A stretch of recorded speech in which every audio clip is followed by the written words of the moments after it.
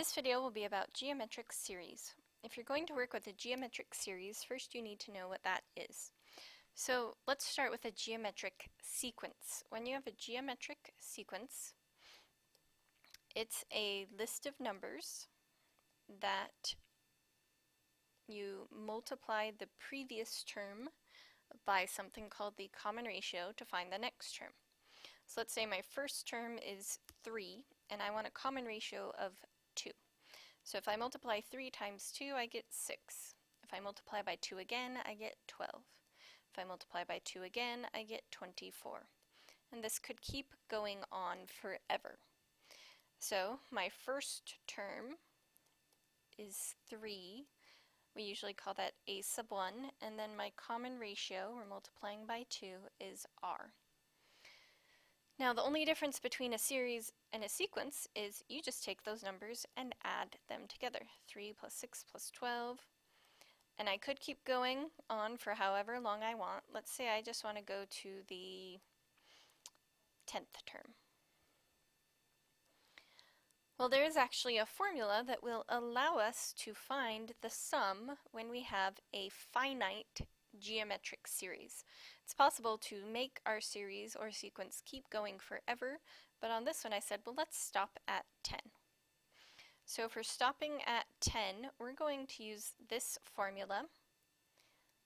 S for sum, n is just whatever term we're looking at, is equal to the first term times 1 minus the common ratio, and again has however many terms we're adding together, over 1 minus r. If you have a nice calculator that will let you do all of it at once, you would also need to put parentheses around the denominator. If your calculator is like an iPhone calculator, you're probably going to have to do it piece by piece. So, looking at our series, we said our first term was 3, and our common ratio was multiplying by 2. We're going to plug those values in to find our sum. Actually, I'm going to go a line below. We want the sum for the first 10 terms. First term is 3. Common ratio is 2. Raised to the number that of terms we're adding together, 10. 2 to the 10 over 1 minus 2. So if you do need to take this piece by piece, you can plug in the top usually by itself and the bottom by itself. Again, if you don't, then do put parentheses. If you're not doing it piece by piece, put it in parentheses. So if I have 2 to the 10th, that's 1024. 1 minus 2 on the bottom is negative 1. We minus inside the parentheses. 1 minus 1024 is negative 1023. 3 times negative 1023 is negative 3069. Divided by negative 1 is positive 3069. So that is the sum if we have 10 terms. So let's practice one more. Let's say we have negative 45, 135, negative 405, 1215, and negative 3645.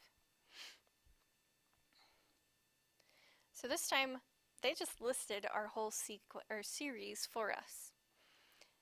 So we can still use the formula S sub n, but if they're just asking us to add these together, they want you to evaluate and find the sum, there's not that many terms. I can just plug this whole thing into my calculator without worrying about the formula. I could just do negative 45 plus 135 minus 405 plus 1215 minus 3645. Gives me negative 2745. Or we can still find the sum using the formula. We have 1, 2, 3, 4, 5 terms, so we know n equals 5, finding s sub 5. The formula said a sub 1 first, well the first term is negative 45. The common ratio, we have to figure out what would I multiply negative 4 by to get 135. If you're not sure, you can do some division to figure out the common ratio. If I do the second term divided by the first term, that would give me the common ratio. So 1 minus negative 3 to the fifth, we already know we're working with 5 terms, over 1 minus negative 3. If I go plug this in, I'm going to get the same answer as I did before. I'm just showing you that there's really two possibilities with this one. So the last thing with these finite geometric series is they sometimes do some of the word problems. Suppose a small business made a profit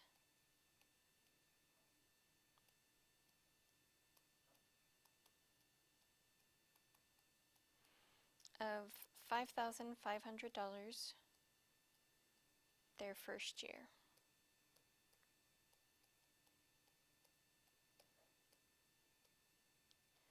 Profits will increase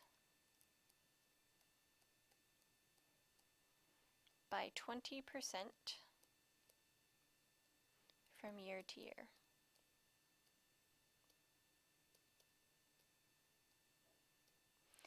Find the total profit over the first 5 years.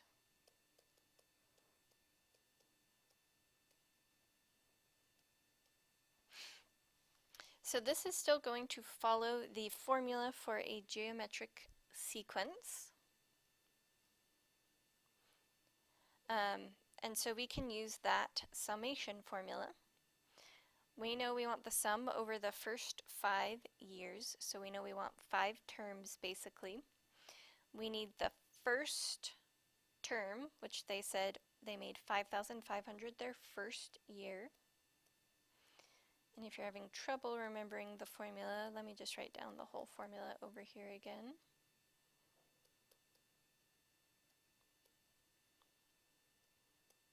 The common ratio is a little bit different. On this one, it will be given by this 20%, or at least we'll be able to find it from the 20%.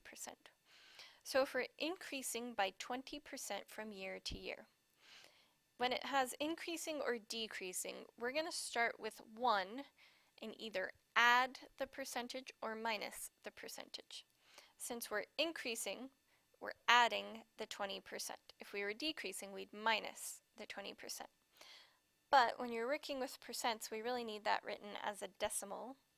Right now the decimal is there. If we move it 2 over, we can change it from being a percent to being a decimal we can work with.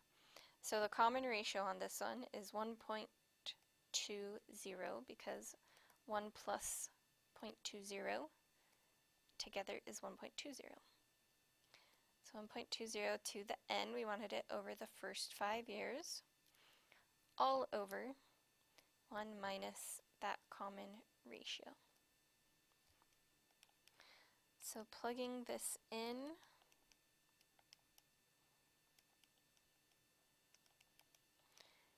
we get $40,000, 928.80.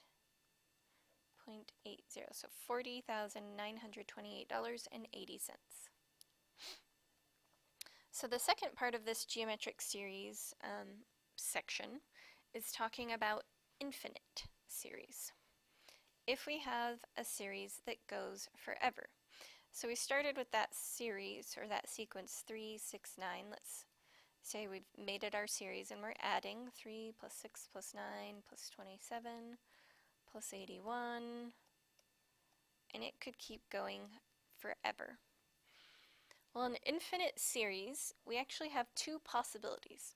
The first possibility is if I add all this together, it's just going to keep getting bigger and bigger and bigger, and we would just go to infinity, and that's called diverging.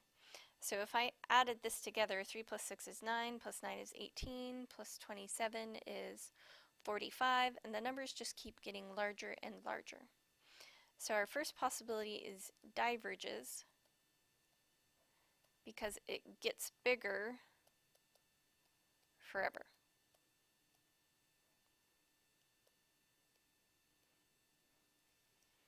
The second possibility is our series will converge. So usually the classic example of this is to take a box. I know if this were a 1 by 1 box that the area of this box is 1. That's a fact. So if I were to make a series out of this, let's say we cut this box in half. Now my first term is 1/2. Then I cut the box in half again. Well, what's left of the box in half again, I get 1/4. Then I cut what's left of the box in half again, I get 1/8. Then I do it again, and you can see this will keep going forever. No matter how many times I cut it in half, I can cut it in half again. So it would just keep going and going.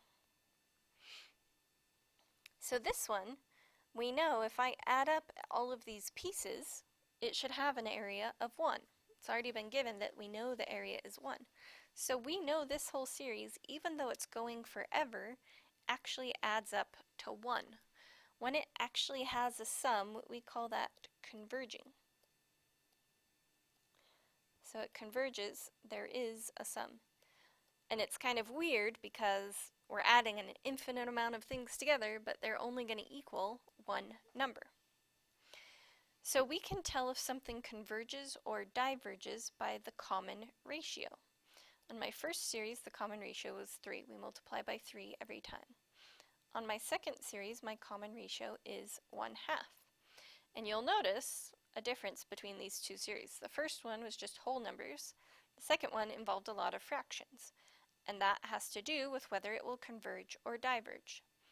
If the common ratio, and I put absolute value because if the common ratio had been negative, this would still apply even if this was -3, which would change some of these signs to negatives. So the absolute value, if it's bigger than 1, our series diverges. This only works for infinite series. If the common ratio is less than 1, it converges. And they do sometimes try to trick you because we do kind of get in our mind, if it's a fraction, it's going to converge. But if I was the fraction -3/2, the absolute value of -3/2 is +3/2, which is 1.5, which is bigger than 1. So it helps to change that common ratio to a decimal. So if our common ratio is bigger than 1, we diverge. If common ratio is smaller than 1, we converge.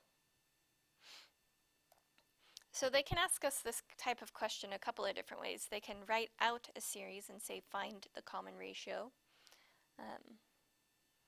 2 plus -4 plus 8 plus -16. We can see that the common ratio, we have to multiply by -2 every time. And the absolute value of -2 is 2, which is greater than 1, so this would diverge. The second way they may ask this is they may put this in what's called summation notation. Instead of having to write this out as a big long list, they use this symbol, which is called sigma. It's the Greek letter sigma. And they tell you where to start.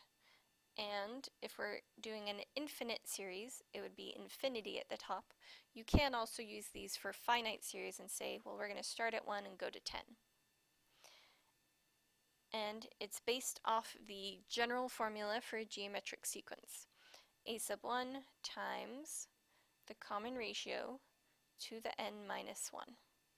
So for this particular series, our first term was 2, so that would be a sub 1. Our common ratio was negative 2, and raised to the n minus 1. So they may just give you a summation to start with,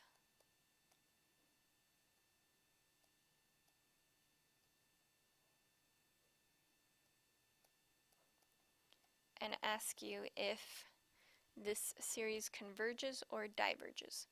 So looking at this formula, we know that inside those parentheses is the common ratio, so the common ratio is 0.75. The absolute value of that is still 0.75, which is less than 1, so this converges. Now, if it does converge, we can find the sum. So we need a formula to find the sum of an infinite series. And it's similar to the sum for a finite series, but just a tiny bit different. The sum is a over 1 minus r, where I should say a sub 1 over 1 minus r.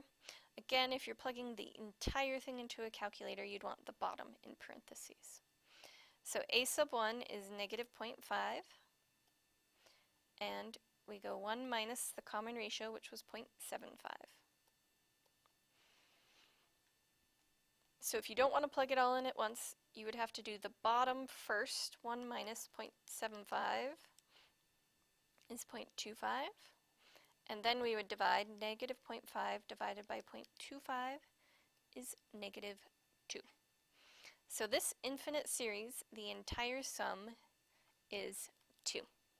So that concludes our discussion on geometric series in general.